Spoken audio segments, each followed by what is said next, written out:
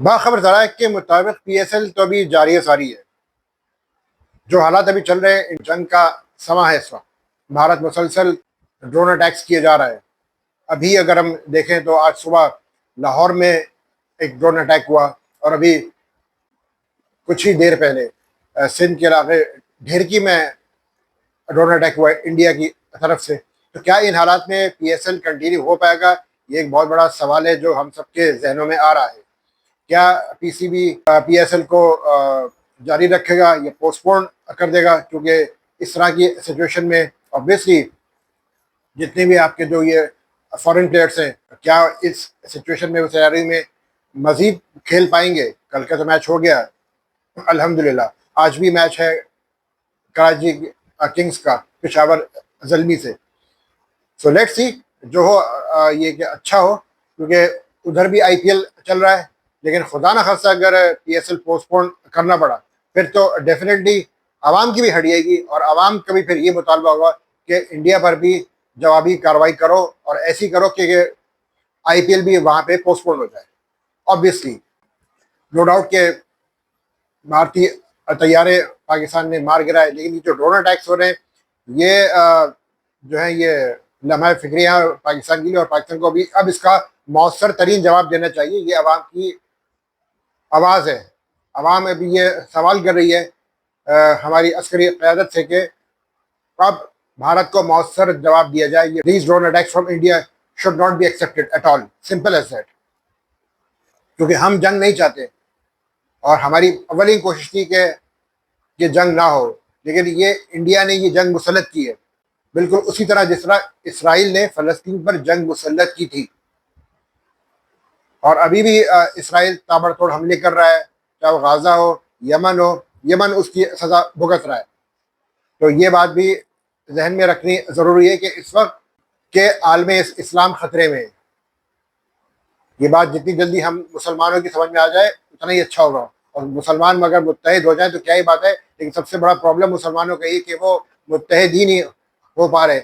वो सिर्फ अपने आप को मुज़म्मत की हद तक रखे हुए हैं। यही फ़र्क है मुसलमानों और काफिरों में, कि मुसलमान मुज़म्मत करता है और काफिर काउंटर अटैक करता है। ये बात अल्लाह करे कि समझ में आ जाए। दुआ ही कर सकते हैं कि अल्लाह ताला इस उम्मत मुस्लिमा को और ये जो मुसलमान हमारे हुक्मरान इनको नेक हिदायत दे, नेक हिदायत की तौफीक अता फरमाए अल्लाह ताला। बहरहाल PSL होगा कंटिन्यू या नहीं होगा, वो तो डेफिनेटली PCB ने तो कल ऐलान कर दिया था कि होगा। लेकिन जिस तरह की दिन ब दिन सूरत हाल बिगड़ती जा रही है, अब लेट्स सी PCB का फैसला क्या होता है। बहरहाल कुछ बात कर लेते हैं कल के मैच के हवाले से, जो इस्लामाबाद का कोयटा के मुखालिफ हुआ, और इस्लामाबाद बुरी तरह हारा। 109 रन से शिकस्त हुई। 264 रन का रिकॉर्ड टारगेट दिया कोयटा ग्लैडिएटर्स ने, और ये रिकॉर्ड टोटल है 264 का, which has been made by Quetta Gladiators in the history of HBL PSL। 2 सैकड़े आए। रिली रोसोबो चूंकि बैकबोन समझे जाते हैं कोयटा ग्लैडिएटर्स की बैटिंग लाइनअप में, तो उन्होंने 44 गेंदों पे 100 रन बनाए, और हसन नवाज ने 45 गेंदों पे 100 रन बनाए। बड़ी ज़बरदस्त बैटिंग की रोसोबो ने भी, और फिर बाद में फर्दर कैपिटलाइज किया हसन नवाज ने, बेहतरीन बैटिंग की। इसी तरह की बैटिंग चाहिए थी। लेकिन इस्लामाबाद यूनाइटेड की जो बैटिंग लाइनअप रेत की दीवार साबित हुई। ना साहबजादा फरहान चले, ना काइल मेयर्स चले, ना मोहम्मद शहजाद चले, ना सलमान अली आगा चले, ना हैदर अली चले, आजम खान, कोई भी बैट्समैन जिनसे तवक्को ये की यार कि टॉप 6 में कोई भी जमकर बैटिंग नहीं कर सका। और जब इस तरह का ऑब्वियसली मैसिव टोटल होता है तो टारगेट चेस करना इतना आसान नहीं होता, और बहुत ज़्यादा एक्स्ट्रॉर्डनरी प्रेशर होता है। T20 फॉर्मेट में 20 ओवरों में अगर 264 का टोटल मिल जाए, उसमें फिर वही होता है कि या तो हिट आउट या फिर गेट आउट। लेकिन जमा मर्दी से, दिलेरी से बैटिंग करनी चाहिए इस्लामाबाद यूनाइटेड को। और क्योंकि पिंडी में मैच हो रहा था, उन्हीं के होम ग्राउंड में मैच हो रहा था, उनको कम से कम काउंटर अटैक तो करना चाहिए था। कम से कम 200 तक तो रन, 200 सवा 200 रन मारा दिया, एटलीस्ट मुकाबला होता। यही वजह है कि जो कल वाला मैच था वो वन साइडेड साबित हुआ। कॉम्पिटेटिव मैचेस ना होने की वजह से HBL PSL सीजन 10 का जो चार्म है वो अब नहीं रहा है।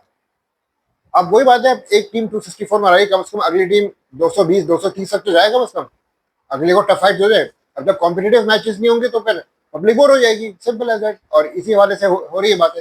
इस्लामाबाद की अगर देखा है तो 10वें नंबर तक की बैटिंग, 10वीं में नसीम शाह भी बैटिंग कर लेता है, तो आपके बॉलिंग ऑलराउंडर्स भी थे, लेकिन फिर भी कोई भी बैट्समैन इस्लामाबाद का जम के बैटिंग नहीं कर सका। तो इस्लामाबाद का हुई है कि 5 मैचेस जीत के 4 मैचेस वो अब हार गए। इस्लामाबाद का जो लास्ट मैच है वो तो उनको किसी डू एंड डाई वाला मैच है, 10 पॉइंट के साथ है इनको, अब वो मैच जीतना लाजमी है, तो 12 पॉइंट्स के साथ वो फिर अपनी पोजीशन सिक्योर कर पाएंगे। लेकिन अगर इस्लामाबाद सारे मैचेस हार गया, 5वां भी हार गया, तो फिर 10 पॉइंट पे अटक जाएगा।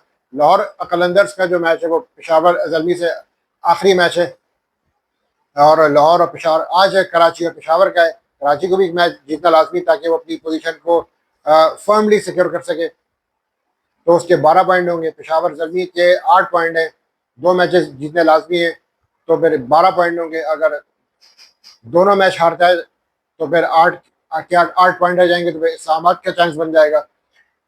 तो ये टेबल कुछ इस तरह से चल रहा है। कोयटा ग्लैडिएटर्स अपनी जगह पक्की कर चुका है, वो क्वालिफाई कर चुका है, मुल्तान सुल्तान इवेंट से बाहर हो चुका है। तो अब जंग है आपस में, सॉरी लड़ाई है आपस में पॉइंट टेबल में, कराची, लाहौर और पेशावर की, इन तीन में से ये और इस्लामाबाद, ये 4 टीमें। अब इन 4 में से 3 टीमें किस तरह से क्वालिफाई करती हैं। कराची को बहरहाल, कराची का भी आखिरी मैच है, कराची को मैच जीतना लाजमी है। अगर कराची की भी 10 पॉइंट रह गया तो फिर वही है कि अगर इस्लामाबाद 10 पे रह गया और पेशावर अगर एक हार गया, एक भी जीत गया, अगर 10-10 10 पॉइंट होते तो फिर बात रन रेट पर आ जाएगी। सो लेट्स सी, ये जो चारों टीमें इनकी हार अफोर्ड बिल्कुल नहीं कर सकते, इनको जीतना ही जीतना है। इसके अलावा, जीत के अलावा अब इनके पास कोई ऑप्शन नहीं है।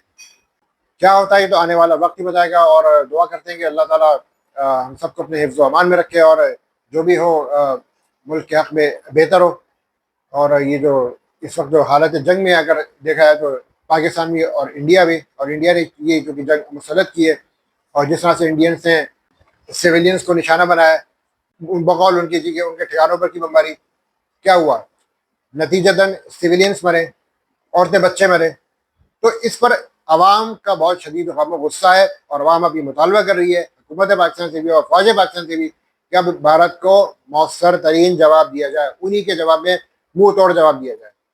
खाली जहाज़ों से अब बात नहीं बनेगी, बच्चों की जान गई, औरतों की जान गई है, तो अब सिर्फ जहाज़ों से बात नहीं बनेगी, अब उनके ठिकानों पर भी अंदर उनके घर में घुस के उनको मारना पड़ेगा।